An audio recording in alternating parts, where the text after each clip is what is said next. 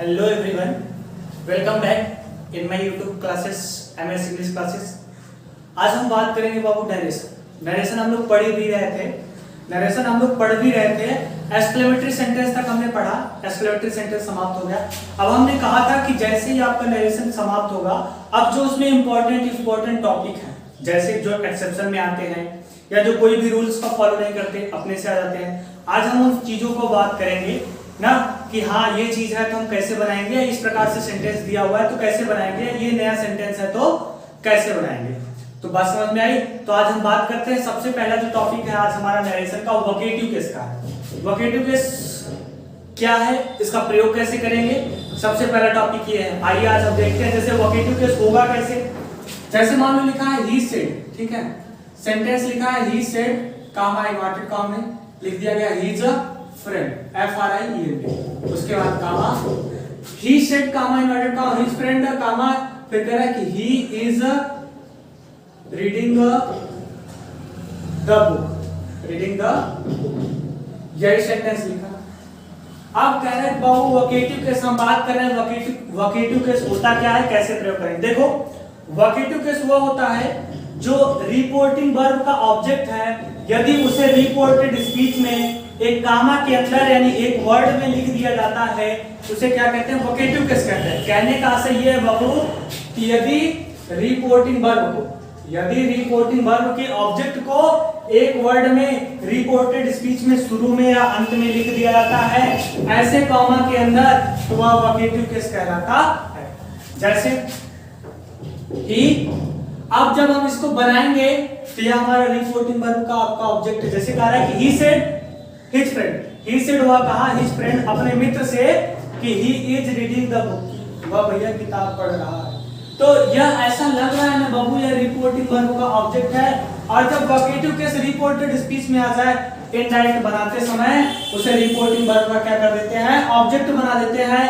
तो he is reading the book assertive है, तो सेड को किससे बदल देंगे, टोल्ड, और हिज फ्रेंड इसका ऑब्जेक्ट है तो आ गया, क्या हो गया, हिज फ्रेंड। अब inverted comma equal that he is का आवाज हो जाएगा, बचा क्या, रीडिंग द बुक, तो रीडिंग द बुक लिखा है तो लिख देंगे भैया, बस। अब जैसे कहा जाए दूसरा मान लेते हैं, कह रहा है कि सीता ने कहा will you go to school today, will you go to school today comma Radha. अब देखो हम क्या रहे हैं कि यदि रिपोर्टिंग वर्ब का ऑब्जेक्ट आपका रिपोर्टेड स्पीच में एक कामा के यानी कामा के भीतर लिखा हो तो उसे वोकेटिव केस कहते हैं। और इनडायरेक्ट बनाते समय बाबू उसे हम कहां लिख देंगे, उसके अपने स्थान पे यानी रिपोर्टिंग वर्ब के स्थान पे। कह सीता सेठ ने कहा will you go to school today, क्या आज तुम स्कूल चलोगी राधा। इसका मतलब राधा क्या है बाबू, ऑब्जेक्ट है ना, इसको बनाएंगे। तो सीता, अब हमने देखा हेल्पिंग वर्ब से शुरू है, तो कौन सा सेंटेंस है, इंट्रोगेटिव है तो रिपोर्टिंग वर्ब से शुरू कर लेंगे आस्क्ड और आस्क्ड राधा। अब क्या करेंगे, इन्वर्टेड कॉमा बराबर इफ, आपको याद ही होगा, आई जाएगा ऑब्जेक्ट के पास, ऑब्जेक्ट राधा, यू जाएगा ऑब्जेक्ट के पास तो राधा है, तो क्या हो गया सी, विल का क्या होता है, वुड गो टू स्कूल, और टुडे का जानते हो लियन इस वर्ड में क्या होता है, दैट डे। इस प्रकार से वोकेटिव केस रहेगा तो बना लोगे ना कि जब भैया रिपोर्टेड स्पीच के अंदर एक वर्ड ऐसे ही दे देगा तो वह हमेशा रिपोर्टिंग वर्ब का क्या होता है, ऑब्जेक्ट होता है, जिसे वोकेटिव केस कहते हैं। तो बनाते समय उसे रिपोर्टिंग वर्ब के कहां लिख देंगे, अपने स्थान पे यानी ऑब्जेक्ट के जगह। गुड, बात समझ में आई, बहुत अच्छे। अब हम अगले टॉपिक पे चलते हैं, इसे नोट कर लीजिए, बहुत इंपॉर्टेंट टॉपिक है। अगला टॉपिक क्या है, जैसे कभी कभी हमारा रिपोर्टेड स्पीच पहले दे दिया जाए, कहा जाए कि हाउ ओल्ड आर यू, तुम कितने साल के हो, question mark, inverted comma, mister Ram said to him, यही सेंटेंस लिखा है भाई। कह रहे कि how old are you, comma inverted comma close, mister Ram said to him. अब कह रहे हैं देखो रिपोर्टेड स्पीच क्या हो गया, पहले हो गया, रिपोर्टिंग वर्ब कहां हो गया, बाद में। यानी रिपोर्टेड स्पीच पहले हो गया, रिपोर्टिंग वर्ब बाद में हो गया ना। तो अगर ऐसी स्थिति हो रिपोर्टिंग वर्ब बाद में हो, रिपोर्टेड स्पीच पहले, तो उससे मतलब नहीं है। हमेशा जब इनडायरेक्ट बनाएंगे तो रिपोर्टिंग वर्ब पहले और रिपोर्टेड स्पीच बाद में। तो क्या हो जाएगा, मिस्टर राम। अब हमने देखा रिपोर्टेड स्पीच इंट्रोगेटिव है, तो रिपोर्टिंग वर्ब से कुछ समझ लेंगे, आस्क्ड हिम। अब इन्वर्टेड कामा को हटाने के लिए उसी क्वेश्चन वर्ड को हाउ ओल्ड, यू जाएगा हिम के पास तो ही हो जाएगा, आर का क्या हो जाता है, वाच। आपका बन गया। तो ध्यान रहे रिपोर्टेड स्पीच आगे हो चाहे रिपोर्टिंग वर्ब, लेकिन इनडायरेक्ट बनाते समय हमेशा रिपोर्टिंग वर्ब आगे ही लिखते हैं। ठीक है, अब अगला टॉपिक देखते हैं।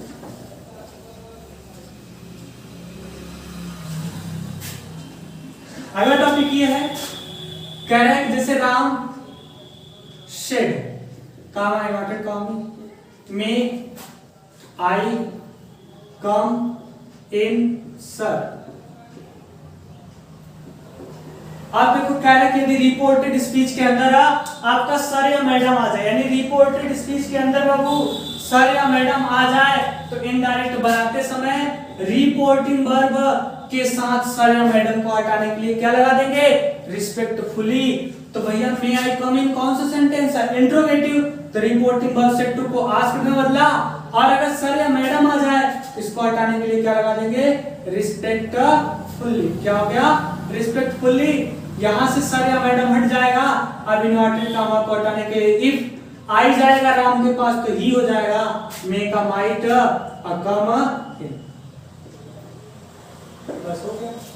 जैसे कहा जाए Sita said comma inverted comma ma'am may I go to drink water.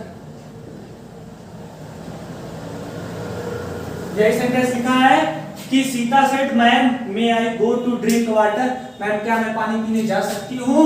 तो अब देखो सीता, अब भैया ये मे I go to drink water ये इंट्रोगेटिव है, प्रश्न पूछ रही है ना। और कह रहे हैं रिपोर्टेड स्पीच में मैडम या सर आ जाए तो रिपोर्टिंग को सेड टू को जिसमें बदलते हैं उसमें बदलेंगे नियम अनुसार, लेकिन सर या मैडम को हटाने के लिए इसी के साथ क्या लगा देंगे, रिस्पेक्टफुली। अब उसके बाद इन्वर्टेड कामा बराबर इफ आई जाएगा सीता के पास तो सी, अब क्या हो जाएगा, might go to drink water. बस इस प्रकार से आपका क्या होगा, बन जाएगा। तो ध्यान रखना है यदि रिपोर्टेड स्पीच में सर या मैडम हो तो उसको हटाने के लिए क्या करेंगे बाबू, रिस्पेक्टफुली का प्रयोग कर देंगे। ठीक है, अब अगला देखते हैं।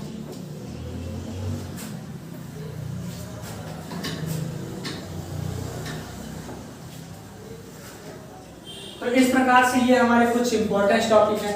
अब जैसे कहा जाए Ram said to Mohan, Ram said to Mohan, Ram ने मोहन से कहा comma inverted comma will you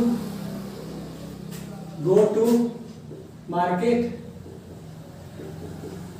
यही सेंटेंस लिखा है। मोहन ने रिप्लाई दिया भैया, Mohan said comma inverted comma no, नहीं। अब ऐसा सेंटेंस आ जाए कि एक लड़का आपसे सवाल पूछे और दूसरा लड़का जवाब दे, इसे क्या कहते हैं, डायलॉग सेंटेंस कहते हैं। क्या कहते हैं बब्बू, डायलॉग सेंटेंस कहते हैं। जैसे जितना इजी ये है उतना इजी कोई नहीं है, तो डायलॉग सेंटेंस कहते हैं। तो इसको बनाएंगे कैसे, देखो बड़ा दिख रहा है ना आपको, देखने में बहुत बड़ा लग रहा है नहीं बना पाओगे, इसको छोड़ दो अभी थोड़ी देर के लिए, इसको छोड़ दो। चलो Ram said to Mohan will you go to market, ये तो समझ में आ रहा है ना यार। तो राम सेड को किससे बदलेंगे, asked Mohan, Mohan inverted comma बराबर इफ यू जाएगा मोहन के पास तो ही वुड गो टू मार्केट। ये हो गया, यानी राम ने मोहन से पूछा कि तुम मार्केट चलोगे, तो मोहन ने कहा नहीं, तो मोहन ने कहा नहीं इसका मतलब मोहन ने जवाब दिया ना, तो क्या हो जाएगा, मोहन का मोहन रिप्लाइड, REPLIED, रिप्लाइड। अब क्या कर रहा है, नो, नो मतलब नहीं भैया हम मार्केट नहीं जाएंगे, तो मोहन रिप्लाइड। अब चाहे नो है तो इन नेगेटिव लिख दो, इन द नेगेटिव, यानी उसने नकारात्मक में उत्तर दिया कि भैया हम मार्केट ना जाए, मार्केट ना जाए, यानी उसने नकारात्मक में जवाब दे दिया क्या है, मार्केट नहीं जाएंगे। तो Ram asked Mohan if he would go to market, क्या तुम मार्केट जाओगे, तो मोहन ने जवाब दिया नो। नो का मतलब वह मार्केट नहीं जाएगा, तो चाहे नो को इन नेगेटिव में बदल दो और चाहे भैया इसको मिटा करके यही रिप्लाइड, अब क्या कर दो, दैट, कह रहे हैं replied that he would not go to market, कि भैया मैं मार्केट नहीं जाऊंगा। नो का मतलब यही होता है ना, एक शब्द में जवाब देना, मैं मार्केट नहीं जाऊंगा। तो चाहे आप उस वाक्य को पूरा लिखो और चाहे नो को इन नेगेटिव में बदल दो, ऐसा रहता तो इन अफर्मेटिव में बदल देते, बस हो गया। तो आज के लिए फिलहाल इतना ही, नेक्स्ट डे हम फिर चलेंगे ऐसे टॉपिक्स लेकर के। अब 1-2 दिन बाद इसका आपका रिवीजन सेशन चल जाएगा, जिससे आप लोग घर पे बैठ के रिवाइज कर लोगे। तो आज के लिए फिलहाल इतना ही, आज हम यहीं पे आपको टॉपिक को समाप्त करते हैं। ये बैठ कर आप लोग रिवाइज करिएगा और जो पीछे का पढ़ाया है उसे भी देख करके आप लोग एक बार जरूर रिवाइज करिएगा।